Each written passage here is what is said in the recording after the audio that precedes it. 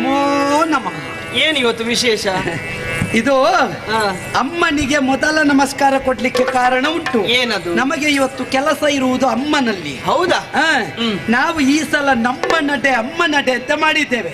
ಇನ್ನು ಕೆಲವೇ ಸಮಯದಲ್ಲಿ ನಮ್ಮ ನಡೆ ಅಪ್ಪ ನಡೆ ಮಾಡ್ತೇವೆ. ಹೌದು ಹೌದು ಹೌದು.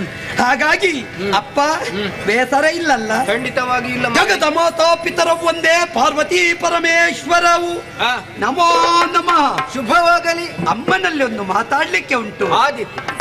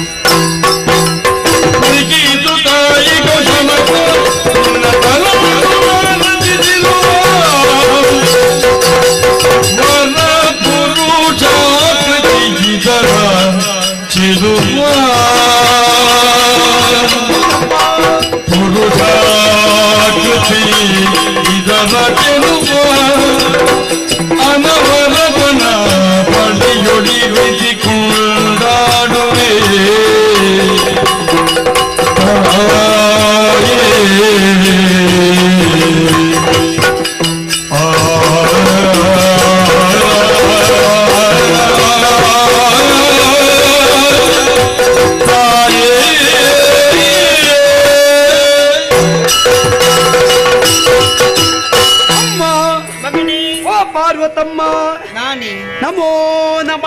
ಶುಭವಾಗಲಿ. ಅಮ್ಮ, ಏನು? ನಿಮ್ಮಿಂದ ಆಶೀರ್ವಾದವನ್ನು ಪಡೆದು ಈ ರಜತಗಿರಿಯ ತಪ್ಪಲು ಭಾಗಕ್ಕೆ ಆಟ ಆಡುವುದಕ್ಕೆ ಹೋದವರು ನಾವು. ಬೇರೆ ಬೇರೆ ಆಟ ಆಡಿದೆವಮ್ಮ. ಹೌದೇ? ಅಷ್ಟೇ ಅಲ್ಲ, ಆಟ ಆಡಿದ್ರೆ ಸಾಕ, ಇಲ್ಲ ಆಟದಲ್ಲಿ ಏನೂ ಸಂಪಾದನೆ ಇಲ್ಲ ಅಂತ ಹೇಳಬಾರ್ದಲ್ಲ. ಅದಕ್ಕೆ ಬೇಕಾಗಿ ಏನಾದರೂ ಸಂಪಾದನೆ ಮಾಡಬೇಕು ಎಂಬ ಹಾಗೆ ಸುತ್ತಲೂ ತಿರುಗಿದೆ. ಆವಾಗ ಖಂಡಿತ ದೂರದಲ್ಲಿ ಮನ್ಮಥ ದಗ್ಧನಾಗಿರುವಂತಹ ಭಸ್ಮದ ರಾಶಿ. ಹೌದೇ? ಆ ಭಸ್ಮವನ್ನು ಕಾಣುವಾಗ ವಿಶೇಷವಾದ ಮೂರ್ತಿಯೊಂದನ್ನು ರಚನೆ ಮಾಡಬೇಕು ಅಂತ ಯೋಚನೆ ಮಾಡಿದೆ. ಅದಕ್ಕೆ ಬೇಕಾಗಿ ಇವರಲ್ಲೆಲ್ಲ ಹೇಳಿದೆ, ಸ್ವಲ್ಪ ನೀರು ತನ್ನಿ ಅಂತ. ಹೌದಾ? ನೀರು ತರ್ಲಿಕ್ಕೆ ಆಗ್ಲಿಕ್ಕಿಲ್ಲ ಇವರು. ಹೌದಾ? ನೀರು ತರ್ಲಿಕ್ಕೆ ಆಗ್ಲಿಕ್ಕಿಲ್ಲ. ಮತ್ತೆ ಬೇರೆ ವಿಷಯ ನನ್ನಲ್ಲಿ ಕೇಳಬೇಡ. ಹಾಗೆ ನೀರು ತರಲಿಲ್ಲ. ನಾನೇ ಹೋದೆ, ನೀರನ್ನು ತಂದೆ, ಭಸ್ಮಕ್ಕೆ ಹಾಕಿದೆ, ಅದರಿಂದ ಚೆಲುವ ಪುರುಷಾಕೃತಿಯೊಂದನ್ನು ರಚನೆ ಮಾಡಿದೆ. ನೋಡಮ್ಮ, ಚಂದಾಗ್ಲಿಲ್ವಾ? ಅಲ್ವಾ? ನನ್ನ ಮಗ ಗಣಪ ಮಾಡಿದಲ್ವಾ? ನಿನಗೆ ನನ್ನ ಮೇಲೆ ವಿಶ್ವಾಸ ಉಂಟಲ್ಲ? ಉಂಟು. ಇದು ನಾನೇ ಮಾಡಿದ್ದಮ್ಮ.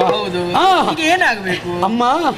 ಆದ್ರೆ ಇಂತಹ ಮೂರ್ತಿ ಯಾವ ಕಾರಣಕ್ಕೂ ಇದು ನನ್ನ ಜೊತೆಯಲ್ಲಿಂದ ದೂರ ಆಗಬಾರದು.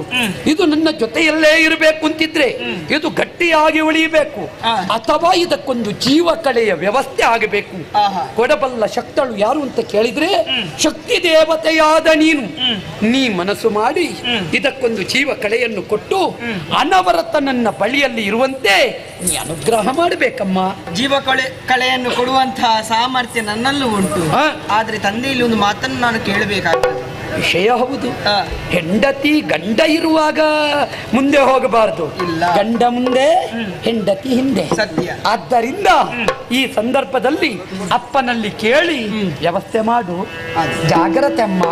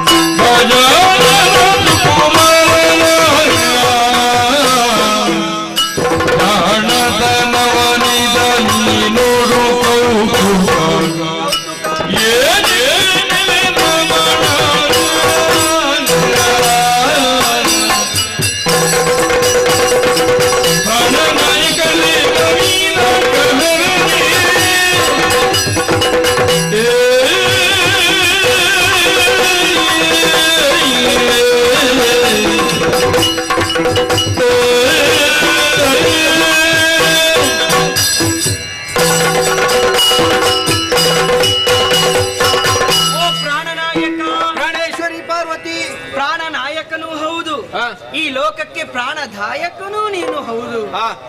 ಪ್ರಾಣೇಶ್ವರ, ನಮ್ಮ ಮಗನಾದಂತಹ ಗಣಪ ನಮ್ಮಿಂದ ಆಜ್ಞೆಯನ್ನು ಪಡೆದು ಕೈಲಾಸದ ತಪ್ಪಲು ಪ್ರದೇಶಕ್ಕೆ ಆಟವಾಡುವುದಕ್ಕೆ ಹೋದವ. ಆದರೆ ವಿಶೇಷವಾದಂತಹ ಸಂಪಾದನೆಯನ್ನು ಮಾಡಿಕೊಂಡು ಬಂದಿದ್ದಾನೆ. ಹೇಗದು? ಮನ್ಮಥನ ಭಸ್ಮದ ರಾಶಿಯನ್ನು ಕಂಡನಂತೆ ಅದರಿಂದ ಒಂದು ಗೊಂಬೆಯನ್ನು ತಯಾರಿಸಿದ್ದಾನೆ. ಅನವರತ ಅವಿರತವು ಅವನ ಜೊತೆಯಲ್ಲಿ ಆಟವಾಡುತ್ತಾ ಇರಬೇಕಂತೆ.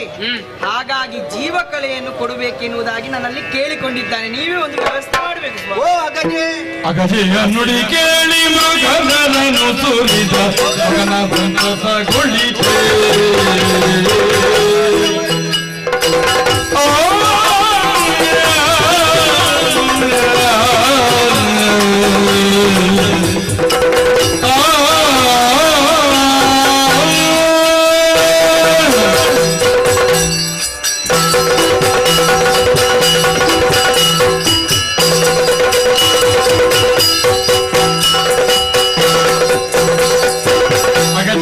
ನುಡಿ ಕೇಳಿ ಮಗನನ್ನು ಸುರಿದ ಮಗನ ಸಂತಸಗೊಳಿತೆ.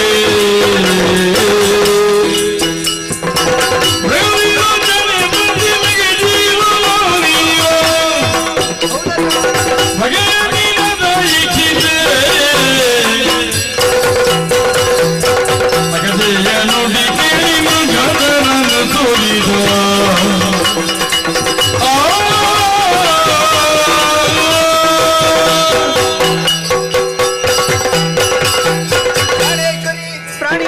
ನಿನ್ನ ಮಾತುಗಳನ್ನು ಕೇಳಿದಾಗ ಸಂತೋಷವಾಯಿತು. ಓಹೋ, ನಮ್ಮಿಂದಲೇ ಶುಭಾಶೀರ್ವಾದವನ್ನು ಪಡೆದು ಆಡುವುದಕ್ಕಾಗಿ ಹೋದಂತಹ ಗಣೇಶ ಈ ರೀತಿಯದಾದಂತಹ ಗೊಂಬೆಯೊಂದನ್ನು ರಚಿಸಿದ್ದಾನೆ ಎಂದಾದ್ರೆ ಅವನದಾದಂತಹ ಕರಚಮಕೃತಿಯನ್ನು ನಾವು ಮೆಚ್ಚಲೇಬೇಕಾಗ್ತದೆ. ದಿಟ ಮಾತ್ರವಲ್ಲ, ಅದಕ್ಕೆ ಜೀವಕಲೆಯನ್ನು ಕೊಡುವಂತಹ ಸಾಮರ್ಥ್ಯ ಅಗಜೆಯಾದಂತಹ ನಿನಗೂ ಇದೆ. ನಿಜ.